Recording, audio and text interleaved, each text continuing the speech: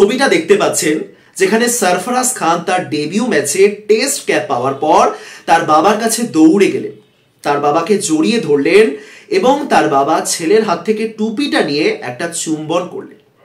বা এই যে ছবিটা দেখতে পাচ্ছেন যেখানে সরফরাজ খানের বাবা নওশাদ খানকে কমেন্ট্রি বক্সে ইনভাইট করা হয়েছে, যেখানে তিনি তার ছেলের পরিশ্রমের কাহিনী শোনাচ্ছেন, তার নিজের পরিশ্রমের কাহিনী শোনাচ্ছেন এবং তার ছেলের সাফল্যের কাহিনীও শোনাচ্ছেন আমাদের। বা এই যে ছবিটা দেখতে পাচ্ছেন যেখানে ছেলের প্রথম রান বা প্রথম হাফ সেঞ্চুরির পর উচ্ছ্বাসে হাততালি দিচ্ছেন তার বাবা, তার চোখে মুখে আনন্দের ছাপ ফুটে উঠেছে। এই ছবিগুলো দেখে নিশ্চয়ই আপনার ভালো লেগেছে, তাই তো? মন ভরে গেছে ছবিগুলো দেখে। কিন্তু আপনার মনে এই প্রশ্নটা কি এসেছে যে সরফরাজ খানের সঙ্গে বারবার তার বাবার নামটাও কেন মেনশন করা হচ্ছে? কি কারণে সরফরাজ খানের প্রসঙ্গ যখন উঠছে তখন তার বাবার প্রসঙ্গ উঠছে? কি কারণে? একটাই কারণ, সরফরাজ খান যে আজ এত দূর এসেছেন তার পিছনে সবচেয়ে বড় কারণ হলেন তার বাবা নওশাদ খান। সরফরাজ আজ হয়তো সরফরাজ হয়ে উঠতে পারতেন না যদি না তার বাবা থাকতেন। এই নওশাদ খান দুনিয়ার প্রায় সমস্ত বাবাদেরই রিপ্রেজেন্ট করেন, যাদের পরিশ্রমের কাহিনীগুলো হয়তো আলাদা কিন্তু পরিশ্রমের উদ্দেশ্য প্রায় একই। আজকের এই ভিডিওতে সরফরাজ এবং নওশাদ খানের কিছু অজানা গল্প আপনাদের সঙ্গে শেয়ার করব। কিছু গল্প হয়তো আপনারা ইতিমধ্যে জেনে গেছেন, কিছু অজানা গল্প আপনাদের সঙ্গে শেয়ার করবো। আমি একেবারে লিখে রেখেছি, অনেকগুলো রয়েছে, যদি ভুলে যাই। তো কাহিনীর সূত্রপাত হয়েছিল 2009 সালে, আজ থেকে প্রায় 15 বছর আগে। 2009 সালে একটা স্কুল টুর্নামেন্টে সরফরাজ খান 439 রানে একটা ইনিংস খেলেছিলেন। তখন সরফরাজের বয়স 12 বছর। 12 বছর বয়সে তিনি 439 রানে ইনিংস খেলেছিলেন এবং সচিন টেন্ডুলকারের রেকর্ড ভেঙেছিলেন। স্বভাবতই সেই সময় তিনি নিউজে এসেছিলেন এবং সেটাই প্রথমবার সরফরাজ খানকে লোকে চিনেছিল। কিছু মানুষ, কিছু নির্দিষ্ট সংখ্যক মানুষ সেই প্রথম সরফরাজ খানকে চিনেছিল। 12 বছর বয়সের একটা বাচ্চা ছেলে। এবার সরফরাজকে চিনেছিল, তার সাথে তার বাবা নওশাদ খানের নামটাও তখন নিউজে এসেছিল। নওশাদ খান তিনিও একজন প্রাক্তন ক্রিকেটার ছিলেন। তিনিও একটা সময় মুম্বাইয়ের হয়ে খেলার স্বপ্ন দেখেছিলেন এবং যখন তার বয়স 28 বছর তখন তিনি মুম্বাইয়ের যে রঞ্জি দল, সেই রঞ্জি দলের প্রবাবল লিস্টে এসেছিলেন। তার নামটা মুম্বাইয়ের ওই রঞ্জি দলের প্রবাবল লিস্টে এসেছিল। সুযোগ পাননি, জাস্ট ভাবা হয়েছিল তার নামটা, কিন্তু তিনি তারপরে মুম্বাইয়ের হয়ে খেলার সুযোগ পান। সেই সময় থেকে সরফরাজ খানের বাবা নওশাদ খান উপলব্ধি করেছিলেন যে জাতীয় দলে আসার ক্ষেত্রে বা ক্রিকেট কেরিয়ার শুরু করার ক্ষেত্রে 28 বছর একটু বেশি দেরি হয়ে যাবে। সুতরাং তিনি চেয়েছিলেন তার ছেলেদের একদম ছোট থেকে ভবিষ্যতে ক্রিকেটার হিসেবে তৈরি করতে। তার 3 ছেলে, সরফরাজ খান, মুশির খান এবং মঈন খান।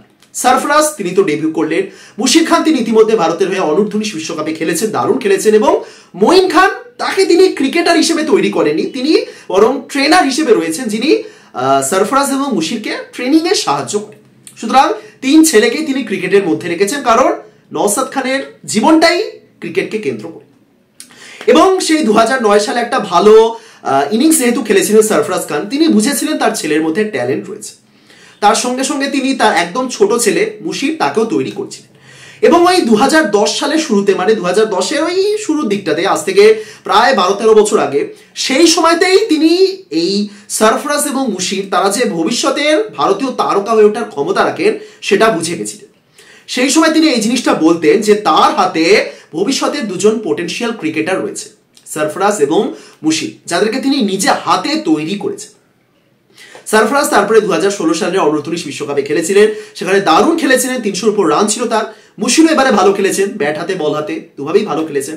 এবং এতদিন পর হয়তো সরফরাজ এবং মুশিরের বাবা নওশাদ খান হয়তো তিনি খুবই খুশি যে তার 2 ছেলে, যাদেরকে আজ থেকে 12 বছর আগে তিনি ভেবেছিলেন যে তারা ভবিষ্যতের তারকা হতে পারেন, ভবিষ্যতের পোটেনশিয়াল ক্রিকেটার, তারা অ্যাট লাস্ট ভারতীয় দলে নিজেদের জায়গাটা খুঁজে পেয়েছে। সরফরাজ তিনি তো সিনিয়র দলের হয়ে ডেবিউ করেছেন, মুশির এখনো করেনি। সুতরাং আমি শিওর সরফরাজ খানের বাবা মুশির খান, তার স্বপ্ন কিন্তু এখনো পুরোপুরি পূর্ণ হয়নি, তার কাজ এখনো বাকি রয়েছে, কারণ তার ছোট ছেলে এখনো ভারতের সিনিয়র দলের সুযোগ পায়নি। 2022 সালে সরফরাজ এবং মুশির দুজনে একই সাথে মুম্বাইয়ের হয়ে রঞ্জি খেলার সুযোগ পেয়েছিলেন। সেই সময় সরফরাজের বাবা নওশাদ বলেছিলেন এটা তার জীবনের সবচেয়ে খুশির দিন, কারণ মুম্বাইয়ের মতন দল যেখানে সুযোগ পাওয়া খুবই কঠিন, যেখানে তিনি নিজে সুযোগ পাননি, সেই দলে তার 2 ছেলে একই সঙ্গে খেলছে। সত্যি তো, এটাই তো সবচেয়ে খুশির দিন, তাই না? সবচেয়ে সুখী সেদিন তিনি ছিলেন। এবং হয়তো আজ যেদিন সারফরাজ ডেবিউ করলেন এটা হয়তো তার জীবনে তার চেয়েও বেশি একটা খুশির দিন। সুতরাং এটা তো বলাই যায় যে নওশাদ খান তিনি ছেলেদের নিজে হাতে তৈরি করেছেন এবং এই যে সারফরাজ জড়িয়ে ধরছেন তার বাবাকে, যেভাবে টুপিটা নিয়ে তিনি চুম্বন করলেন, ওই দৃশ্যটা দেখে সত্যি ভালো লাগলো এবং তার পিছনে যে কাহিনীটা রয়েছে সেটাই বর্ণনা করেন। সারফরাজ খান ওই মুম্বাইয়ের আজাদ ময়দানে প্র্যাকটিস করতে যেতেন, কিন্তু বর্ষাকালে যেহেতু ওইখানে যাওয়া যেত না এবং ওখানে প্র্যাকটিস করাও যেত না, সেই কারণে সারফরাজ খানের বাড়ির পাশে একটা পিচ বানিয়েছিলেন, মানে তার বাবার তত্ত্বাবধানে একটা পিচ বানানো হয়েছিল, যেটা ছিল একেবারে সিনথেটিক পিচ, যেখানে অতিরিক্ত বাউন্স আসতো, যেখানে অতিরিক্ত বাউন্সের জন্য প্র্যাকটিস করা হতো এবং যেখানে বর্ষাকালেও খেলা যেত, সেরকম একটা পিচ বানিয়ে রেখেছিলেন তিনি, যাতে ছেলে প্র্যাকটিস করেন, যাতে তার ছেলের কোন রকম বাধা না আসে প্র্যাকটিসের ক্ষেত্রে।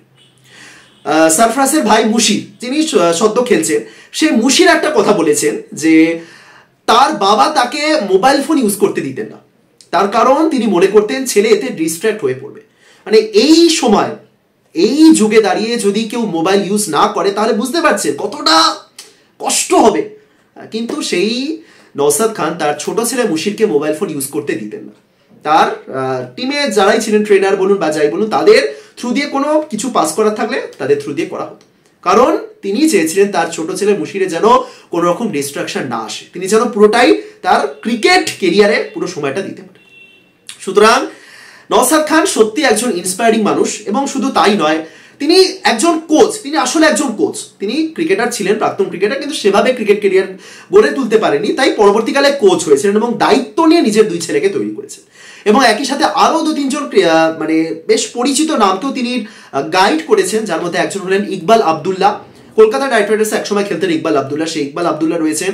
কামরান খান, যিনি 2009 আইপিএল এর রাজস্থানের হয়ে বেশ ভালো খেলেছিলেন, সেই কামরান খান, তাদেরকেও তিনি গাইড করেছেন। সুতরাং ক্রিকেটার তৈরি করার দায়িত্ব তো তিনি অনেকদিন আগেই নিয়েছিলেন, ছেলেদের ক্রিকেটার রূপে তৈরি করা আরো কঠিন ছিল হয়তো, এবং সেই কাজটাও খুব ভালোভাবে তিনি পালন করেছেন। সুতরাং প্রশংসা করতেই হচ্ছে এরকম একজন মানুষ, যিনি আজকে কমেন্ট্রি বক্সে সারফরাজের বাবা নওশাদ একটা শায়রি বলেছেন, যেটা খুব সুন্দর একটা লাইন আমি লিখে রেখেছি। তিনি বলেছেন, রাত কো ওয়াক্ত চাহিয়ে গুজারনে কে লিয়ে, লেকিন সুরজ মেরি মার্জি সে নেহি নিকলনে वाला, যার মানে হলো রাত থেকে দিন হতে সময় লাগবে, আমার নিজের ইচ্ছা অনুযায়ী তো আর সূর্য বেরিয়ে আসতে পারে না, সূর্য উঠতে পারে না, তাই তো? ঠিকই বলেছেন, যার মানে হলো যে সময়ের অপেক্ষা করতে হবে, সঠিক সময়ের অপেক্ষা করতে হবে। সঠিক সময় আসলে তোমার জীবনে ঠিকঠাকই সূর্য উঠবে এবং তোমার কেরিয়ারটা হয়তো সূর্যের মতনই জ্বলজ্বল করবে।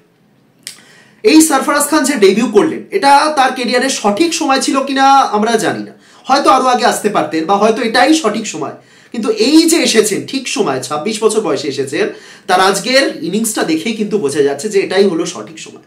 সঠিক সময় এসে তিনি একটা সঠিক ইনিংস খেললেন, সঠিক পথে তার ইনিংসটা চালিত হয়েছে। সারফরাজ খান একবার একটা তার বাবাকেই দুঃখ করে একটা কথা বলেছিলেন যে অর্জুন টেন্ডুলকারকে দেখো, আমি বাংলাতে বলছি, যে অর্জুন টেন্ডুলকারকে দেখো, দেখে একটু জেলাস ফিল হয়, যে অর্জুন টেন্ডুলকার, তার কাছে আইফোন রয়েছে, তার কাছে সব রয়েছে, তিনি সচিন টেন্ডুলকারের ছেলে। সারফরাজ খান তিনিও একজন প্রাক্তন ক্রিকেটারের ছেলে, যার বাবা হয়তো অতটা পরিচিত নয়। সচিন টেন্ডুলকারের ছেলে এবং নওশাদ খানের ছেলে, তারা দুজন যে সমগোত্রীয় হবে এমনটা তো নয়, তাই না? কিন্তু ট্যালেন্ট থাকলে, পরিশ্রম কেউ যদি করতে পারে, তাহলে সে কিন্তু ঠিক একদিন না একদিন সুযোগ পাবে, সফলতা পাবে। সেটাই আজকে আমরা দেখতে পাচ্ছি সারফরাজ খানের মধ্যে। সুতরাং ভবিষ্যতের জন্য শুভকামনা জানাই। এটাই, আজ থেকে 1 বছর আগে যখন বর্ডার গাভাস্কার ট্রফিতে তিনি সুযোগ পাননি, তখন বলেছিলেন যে আমার ঘুম আসছে না রাত্রে, আমার রাত্রে ঘুম আসছে না, আমি ভাবছি কেন আমি ভারতীয় দলে নেই। আমার বিশ্বাস সেই সময়তেও কিন্তু সারফরাজ খানের বাবা তাকে সাপোর্ট করেছিলেন এবং 1 বছর পর আজ সারফরাজ খান ভারতের হয়ে ডেবিউ করলেন, তার স্ত্রীকে জড়িয়ে ধরলেন, তার বাবাকে জড়িয়ে ধরলেন, তাদের চোখে মুখে খুশির কান্না, আনন্দাশ্রু। এই যে আমি বললাম না, ওই যে যেখান থেকে সারফরাজ খানের উত্থান হয়েছিল সেই 2009 সালে 439 রানে ইনিংস, ইকবাল আবদুল্লাহর কথাও বললাম। ইকবাল আবদুল্লাহ সেই সময় সারফরাজ খানের পরিচিত ছিলেন, যেহেতু দুজনেই তার বাবা নওশাদ খানের কাছে ট্রেনিং নিতেন। তো সেই সময় ইকবাল আবদুল্লাহ সারফরাজ খানকে রোজ বলতেন যে একটা করে সেঞ্চুরি চাই, ম্যাক্সিমাম সময় সারফরাজ সেঞ্চুরি করেও দিতেন, ম্যাক্সিমাম সময় তিনি সফল হতেন। এবং ওই যেদিন 439 রানের ইনিংসটা খেলেছিলেন সেদিন ইকবাল আব্দুল্লাহ সরফরাজ খানকে বলেছিলেন আজ একটা ট্রিপল সেঞ্চুরি চাই। সরফরাজ খান সেই জবাবটা দিয়েছিলেন 400 রান করে, 439। এটা থেকেই বোঝা যায় সরফরাজ খানের মধ্যে খিদে ছিল, যে খিদের জন্য তিনি এতদিন ধরে ঘরোয়া ক্রিকেটে সফল, যিনি একটা সময় তার ফার্স্ট ক্লাস ক্রিকেটের অ্যাভারেজে ডন ব্র্যাডম্যানকেও ছাড়িয়ে দিয়েছিলেন এবং অবশেষে তিনি ভারতীয় দলে এলেন এবং একটা দারুণ ইনিংস খেলেন। এর আগে ভারতীয় দলে আমরা অনেক ক্রিকেটারের ডেবিউ দেখেছি, কিন্তু সরফরাজ খান আজকে যে ডেবিউটা করলেন এক কথা অসাধারণ। এটা মানে আজীবন মনে রাখার মতন একটা ডেবিউ ছিল। এবং মানে তিনি ব্যাটিং করতে আসার আগেই যেন তিনি সবার মন জয় করে নিয়েছিলেন। তিনি যেন দিনের সেরা খেলোয়াড়টা হয়ে উঠেছিলেন তার ব্যাট করতে নামার আগে।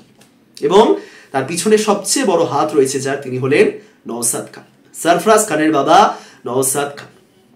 তবে আবারও বলছি, নওশাদ খানের কাজ কিন্তু শেষ হয়নি। আমি শিওর তার ছোট ছেলে মুশির খান যেদিন ভারতীয় দলের হয়ে ডেবিউ করবেন, যেদিন তার দুই ছেলে মুশির এবং সরফরাজ একই সঙ্গে ভারতীয় দলের হয়ে খেলবেন, সেটাই হবে নওশাদ খানের জীবনে সবচেয়ে শ্রেষ্ঠ মুহূর্ত।